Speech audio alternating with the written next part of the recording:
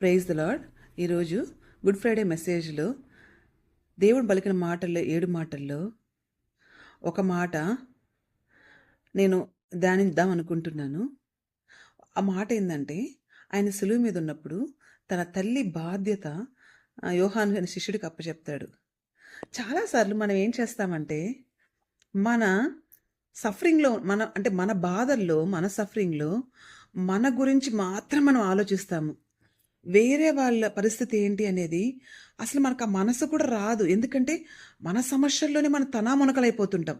ఆ ప్రాబ్లంలో కృంగిపోయి ఏం చేయాలో అర్థం కాక శత్రువుతో పోరాడుతూ అంటే చేయకూడదని ఇంటెన్షన్ అని నేను చెప్పట్లేదు, కానీ ఆ సాతాను పెట్టిన ఆ సులువుగా చిక్కులు పెట్టే పాపం.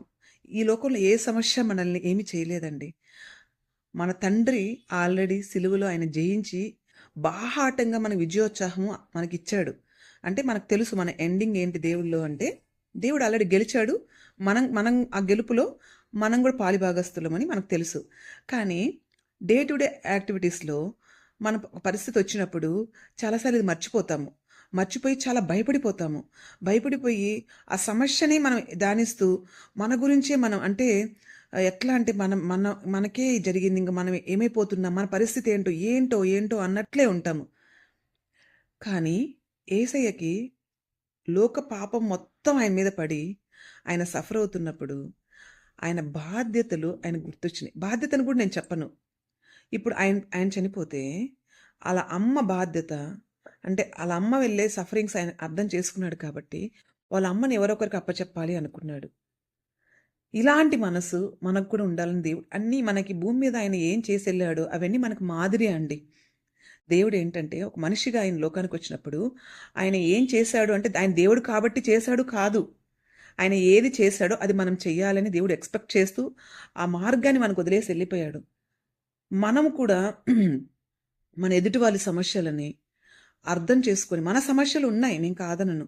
మనతో పాటు ఎదుటి వాళ్ళ గురించి కూడా కొంచెం ప్రార్థన చేయడము, ఎదుటి వాళ్ళ సమస్యలు కూడా కొంచెం అర్థం చేసుకోవడము, ఎదుటి వాళ్ళు మనల్ని అర్థం చేసుకోవాలని ఎప్పుడు ఎక్స్‌పెక్ట్ చేస్తాం. మనం వాళ్ళ సమస్యలను కూడా అర్థం చేసుకోవనే మన హృదయం మనకు రావాల. అలాగ మనం ఆలోచించాల. అలా ప్రార్థిస్తూ వాళ్ళకి చేయాల్సింది మనం ఏదన్నా ఉంటే ముందు నా పరిస్థితే నాకు బాగలేదు, నేనేం చేస్తానో కాదు. చాలాసార్లు చాలా పరిస్థితులు మనకు బాగుండవు. బట్ దేవుడు మనల్ని వేరే వాళ్ళకి ఆశీర్వాదం మన లైఫ్ ఎగ్జాంపుల్ చెప్పాలంటే మన లైఫ్ మనకు చాలాసార్లు ఆశీర్వాదకరంగా ఉండదు. చాలా సమస్యలు గుండా వెళ్తున్నట్టు ఉంటుంది. చాలా ఇబ్బందులు గుండా వెళ్తున్నట్టు ఉంటుంది. కానీ విచిత్రం ఏంటంటే మనం లోపల ఇట్లా అయిపోతుంటామా, దేవుడు మనల్ని ఆశీర్వాదకరంగా వేరే వాళ్ళకి పెడతాడనమాట. ఇదేంది నేనే సరిగా ఇదిగా ఉన్నాను, నేను ఆశీర్వాదం వేరే వాళ్ళకంటే నిజంగా అలాగే పెడతాడు దేవుడు. అలా ఆశీర్వాదకరంగానే పెడతాడు. సో మన సమస్యల్లో మనము మునిగిపోతూ ఇబ్బంది పడుతూ అలా ఉండకుండా ఆ మనసులో నుంచి, అంటే సాతాను చేసే ఆ మోసంలో నుంచి బయటకొచ్చి నేను ఎవరికో ఆశీర్వాదకరంగా ఉన్నాను భూమి మీద ఉన్నప్పుడు, దేవా నా పట్ల నీ ప్రణాళిక ఏంటి అది నెరవేర్చండి అని ప్రార్థన చేయండి. దేవుడు మనకి ఎవరినైనా చూపిస్తే వాళ్ళ వాళ్ళ అంటే వాళ్ళ కొరకు ప్రార్థించాలి, వాళ్ళకి చేయగలిగిన సహాయం మనం చేయాలి. అప్పుడు మన బంధకాలు కూడా తెగిపోతాయండి.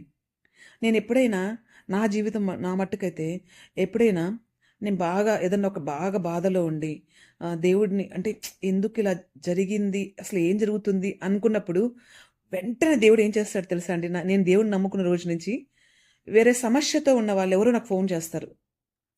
నేను ఆ సమస్యలో ఏం చేస్తానంటే వాళ్ళకి కౌన్సిలింగ్ చేస్తుంటాను. అట్లా కాదు దేవుడు, ఇట్లా కదా, అట్లా కదా అని. నిజంగా దేవుడు వాళ్ళతో మాట్లాడతాడేమో, వాళ్ళతో కూడా మాట్లాడతాడు. దానికంటే ఎక్కువ నాతో మాట్లాడతాడు. వాక్యము రెండంచులు గల ఖడ్గం కదండి. వాళ్ళకి చెప్తుంటాను. అరే ఏంది వాళ్ళకి చెప్తున్నాను, నాకు కూడా అంతే కదా దేవుడు, అంతకంటే ఎక్కువ కదా. నా హృదయానికి అది కుచ్చుకుపోతుంది అనమాట. ఇమ్మీడియట్గా నేనేం చేస్తాను తెలుసా? దేవా క్షమించండి, నిజమయ్యా నువ్వెంత మంచి దేవుడు, నువ్వెంత ప్రణాళికలు మా పట్ల కలిగిన దేవుడు. భూమికి ఆకాశం ఎంత ఉన్నతంగా ఉందో మన పట్ల మన దేవుడికి కూడా ఉద్దేశాలు అంతే ఉన్నతంగా ఉంటాయన్నమాట. సో అవి చాలాసార్లు మర్చిపోయి ఆ సమస్యల వైపు మనం చూసి ఇబ్బంది పడుతుంటాం కాదండి. మన పట్ల దేవుడికి పెద్ద ప్రణాళికలు ఉన్నాయి. కొంతకాలం వేచి చూస్తే అవన్నీ మనకు అర్థమవుతాయి. ఆ టైంలో మనం కొంచెం ఓపిక పట్టాలన్నమాట. దేవుడు మన సమస్యల్లో కూడా మనం ఎవరికో ఆశీర్వాదకరంగా దేవుడు పెడతాడు. ఆశీర్వాదాలు వెతుక్కుంటూ ఎవరిని మనం బలపరచాలో అలాంటి వాళ్ళు బలపరుస్తూ మన ఆత్మీయ జీవితంలో మనకు మాదిరిగా యేసయ్య ఉంచిపోయిన మార్గం మనం వెళ్దామా? Praise the lord.